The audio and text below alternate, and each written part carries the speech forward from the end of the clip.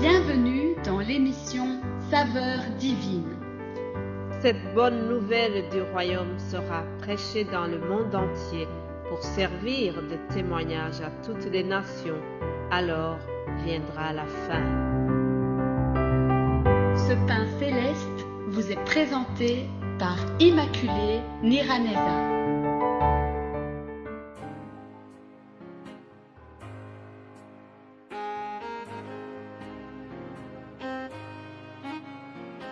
Shalom, shalom, mes bien-aimés qui suivent l'émission Saveurs divines.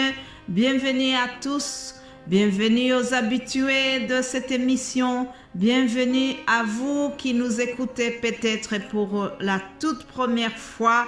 Nous vous saluons tous, je vous embrasse fort au nom de Jésus-Christ de Nazareth. Alléluia, c'est lui que nous prêchons, c'est lui que nous voulons vous annoncer. C'est lui qui est au centre de nos émissions. Alléluia. Que son nom merveilleux soit loué. Que toute la gloire lui revienne. Au nom de Jésus-Christ, je vous souhaite la bienvenue. Je vous souhaite d'être édifiés par ce que je vais vous partager. J'espère que vous avez été bénis. Hier, notre sœur Odette nous a parlé de Jésus-Christ en tant que le chemin. Jésus-Christ est le chemin qui nous conduit vers le Père. Alléluia. Je voudrais revoir ce verset que nous trouvons dans l'Évangile selon Jean 14 au verset 6. Ce sont des paroles que Jésus-Christ a prononcées lui-même. Il s'adressait à son disciple Thomas. Alors Jésus dira: je suis le chemin, la vérité et la vie. Nul ne vient au Père que par moi.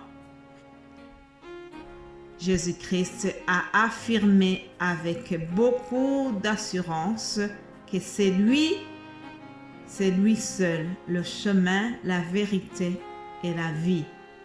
Nul ne vient au Père que par moi. Voilà le thème que nous sommes en train de voir dans la saveur divine, dans toutes les versions. Alors, aujourd'hui, je ne vais pas revenir sur Jésus en tant que chemin, parce que ma collègue vous l'a bien expliqué. Je vais continuer en parlant de Jésus-Christ en tant que la vérité. Jésus-Christ est la vérité, chers amis. Sa parole est la vérité.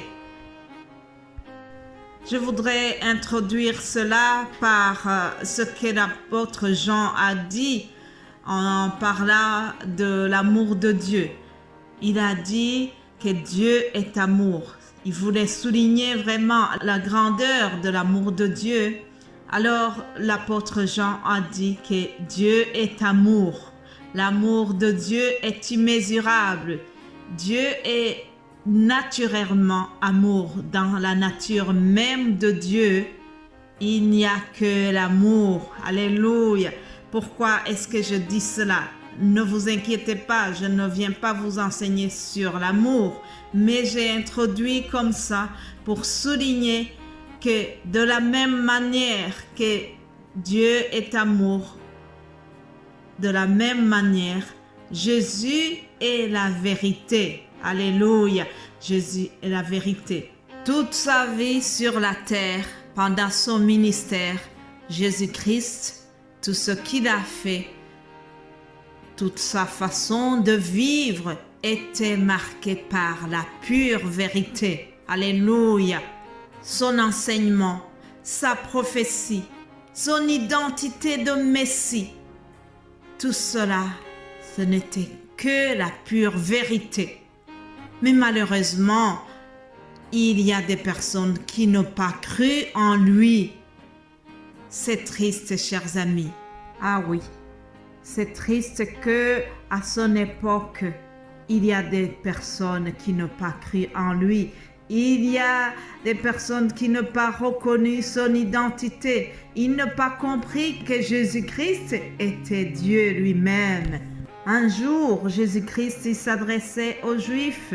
Alors, il a déclaré son égalité avec le Père et il a dit: Mon Père agit jusqu'à présent, moi aussi j'agis. Ça c'est l'Évangile selon Jean, chapitre 5 au verset 17. Mon Père agit jusqu'à présent, moi aussi j'agis. Mes bien-aimés de Dieu, cette déclaration a mis de l'huile sur le feu. Les Juifs n'ont pas été contents de ce qu'ils venaient déclarer cela, parce que pour eux, ce n'était pas la vérité. Au verset 18, nous lisons que, à cause de cela, les Juifs cherchaient encore plus à le faire mourir, non seulement parce qu'il violait le sabbat, mais parce qu'il appelait Dieu son propre Père, se faisant lui-même égal à Dieu.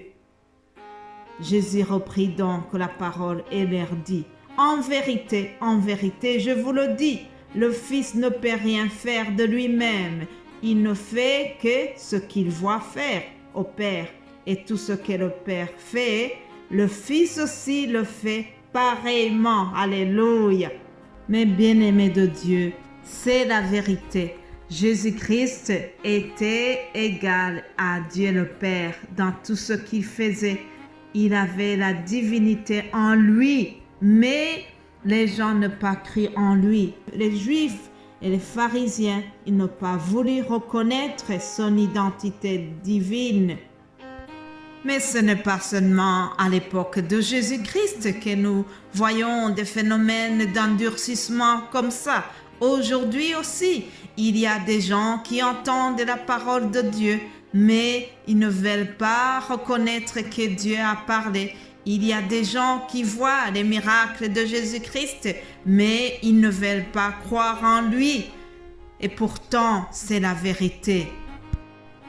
Vous savez, tout ce que la Bible dit, c'est une suite logique. La prophétie d'Ésaïe avait parlé de ces gens qui n'allaient pas croire en Jésus-Christ. Une fois, il disait: vous entendrez de vos oreilles et vous ne comprendrez point. Vous regarderez de vos yeux et vous ne verrez point.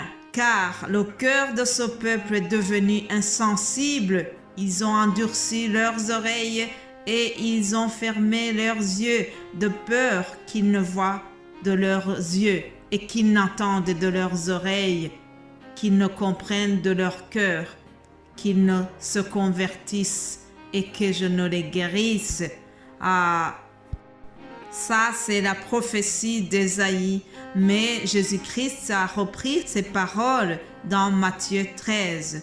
Mais bien-aimés de Dieu, Jésus-Christ est la vérité, sa parole est la vérité. Malheureusement, il y en a encore aujourd'hui qui gardent leur cœur insensible, qui gardent l'incrédulité, qui veulent rester incrédules, qui ne veulent pas croire en lui. Et pourtant, Jésus-Christ, c'est la vérité. Sa parole est la vérité. Sa conception miraculeuse, c'est la vérité. Sa mort et sa résurrection, c'est la vérité. Son ascension pour retourner au Père Céleste dans la gloire, c'est la vérité. Et une autre vérité que vous devez savoir, chers amis, c'est que Jésus-Christ reviendra nous chercher. Jésus-Christ reviendra chercher son Église. Jésus-Christ reviendra chercher ceux qui ont cru en lui et qui ont renoncé au péché. Ça, c'est la pure vérité. Je voudrais terminer sur cela. Jésus-Christ est allé nous préparer une place pour vivre avec lui. Et il reviendra nous chercher. Est-ce que vous êtes prêts?